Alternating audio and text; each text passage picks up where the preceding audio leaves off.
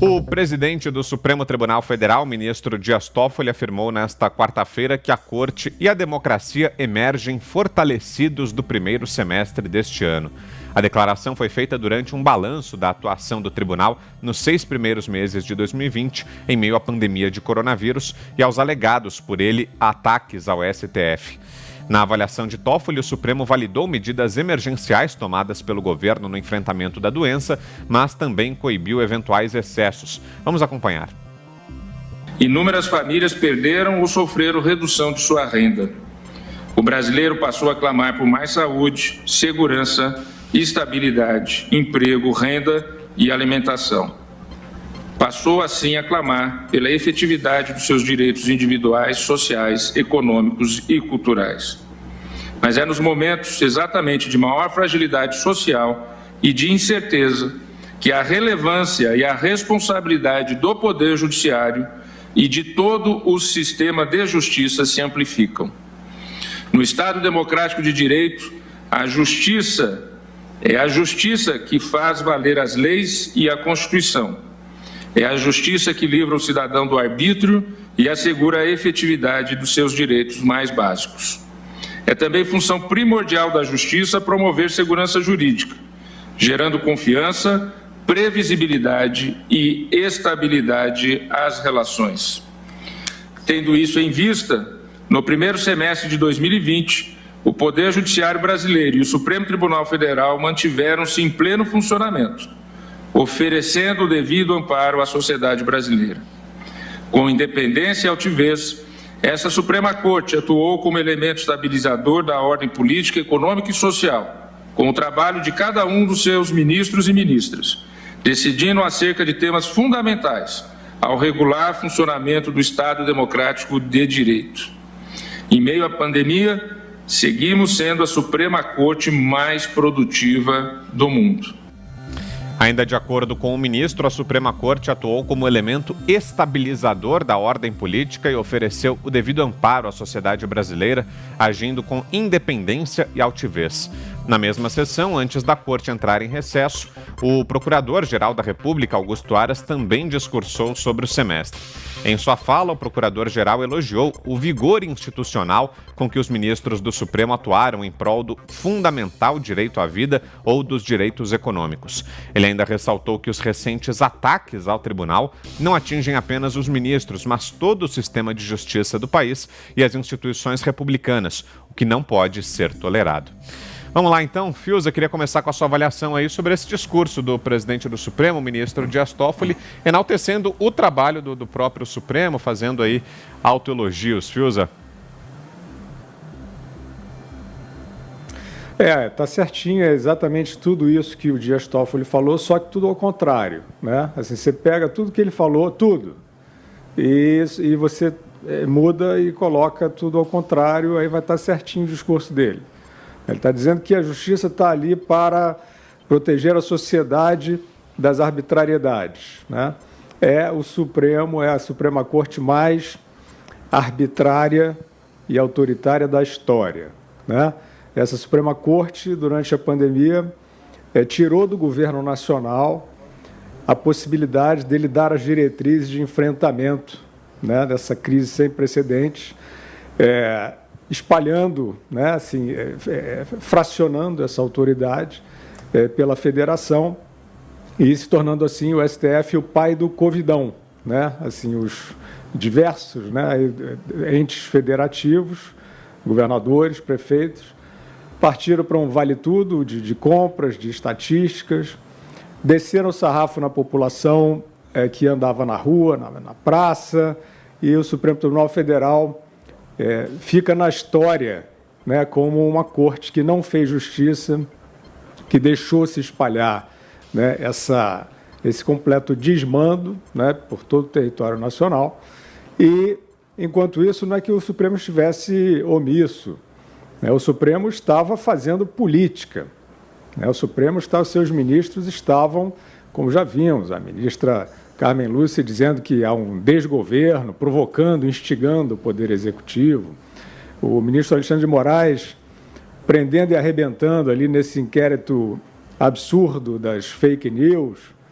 e o outro também tem um jornalista preso sem nenhuma razão demonstrada hoje, em mais um arrobo do STF. Enfim, Vitor, é uma coleção de desmandos, é uma coleção de equívocos dentro do que se pode esperar do Estado de Direito, né, que o Toffoli está ali dizendo defender. É um momento terrível, é um momento em que a gente entende por que o Supremo Tribunal Federal está tão preocupado com essa história de dizer que tudo quanto é crítica é fake news, porque eles querem ficar falando sozinhos, né? O sonho do Toffoli é que esse discurso dele, como eu já disse, basta você trocar o sinal, que vai estar certinho, ele quer falar sozinho, eles querem realmente amordaçar a emanação, o exercício da crítica que hoje em dia se espalhou pela rede social e não tem volta. E aí, Zé Maria? O discurso do presidente Dias Toffoli dá ali um toque de despedida, e é realmente uma despedida, né? O Supremo agora entra em recesso, né? E depois volta já com um novo presidente eleito, já a fase de transição, e em setembro passa então a presidência a Dias Toffoli, né? Então é a gestão do Dias Toffoli, Luiz Fux, né, que assume, e Dias Toffoli então passa a presidência. Ele esteve na frente do Supremo durante grandes solavancos aqui mesmo, dos solavancos políticos, solavancos aí de disputa de poder, que são naturais do sistema democrático. Esse discurso ele fala da democracia, realmente. A democracia deu sinais de vigor, passou por solavancos, e principalmente solavancos feitos pelo Supremo Tribunal Federal. O fator de desestabilização daqui da Praça dos Três Poderes é o Supremo Tribunal Federal, a ponto de pensar em alguns, eu não concordo com isso, mas levou muita gente a pensar de que nós já estamos mesmo na quebra democrática e no desequilíbrio constitucional, e tendo o Supremo Tribunal Federal como poder agigantado e não a presidência da República, como dizem alguns que o presidente Jair Bolsonaro estaria pensando em intervenção ou pensando em golpe, algo desse tipo.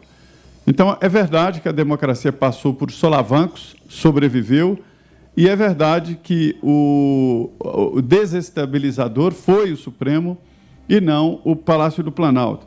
Tudo isso, esse debate inteiro, é uma demonstração de que os poderes estão vivos. A democracia, sim, ela anda, ela progride, e foi o que aconteceu.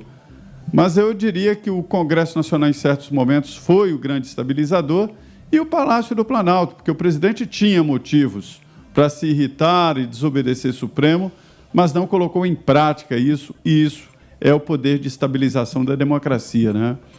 Mas eu acho que isso é positivo, faz as instituições crescerem quando um dos poderes tenta e não consegue se sobrepor ao outro.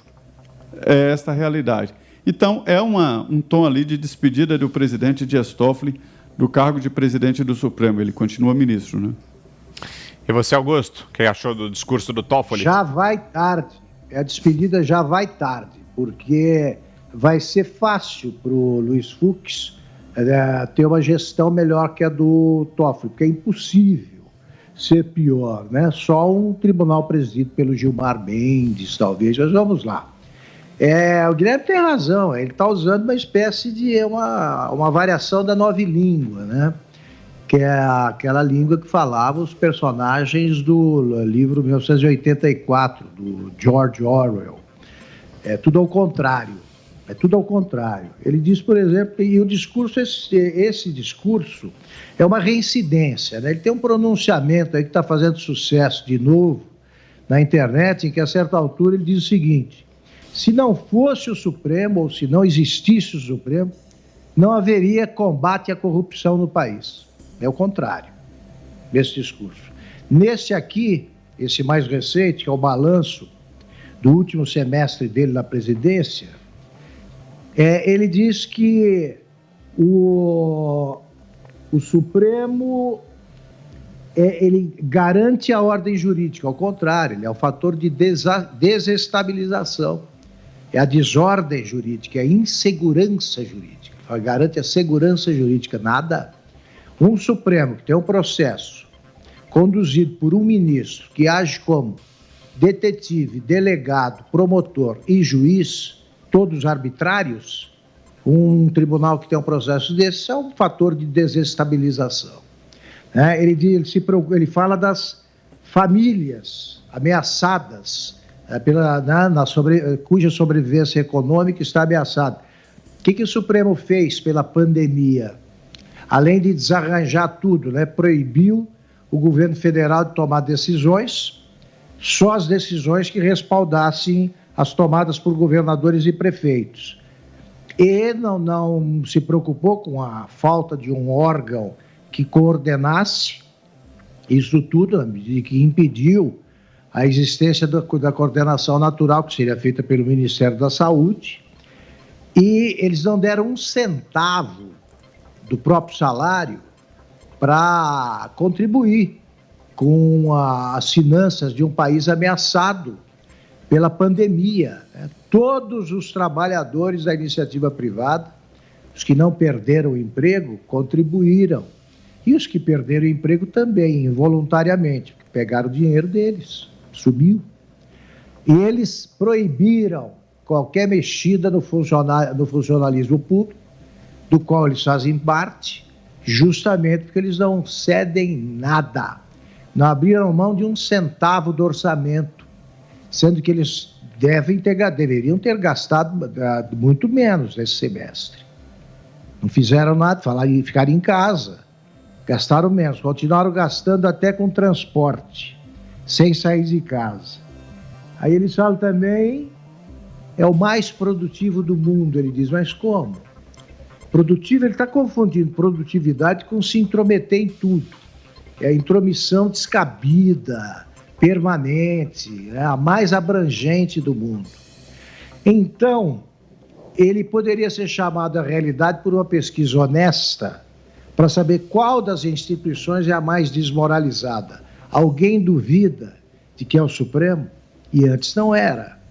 Antes o Supremo era visto como uma coisa respeitável, uma instituição respeitável, que não se fazia o seu trabalho, etc, etc. Nem se sabia muito bem o que fazia o Supremo. O brasileiro comum não sabia. Depois da TV Justiça e depois do Mensalão, eles são uns canastrões que se acham protagonistas de algum filme épico de boa qualidade, só fazem bobagem na frente aos olhos do país. Aos olhos do país. Todo mundo sabe o que eles estão fazendo. O que fizeram no verão passado, o que estão fazendo agora, vão fazer aí durante o inverno, estão fazendo já durante o inverno, e farão em todas as estações, porque é o Supremo formado por um grupo que é o mais medíocre da história.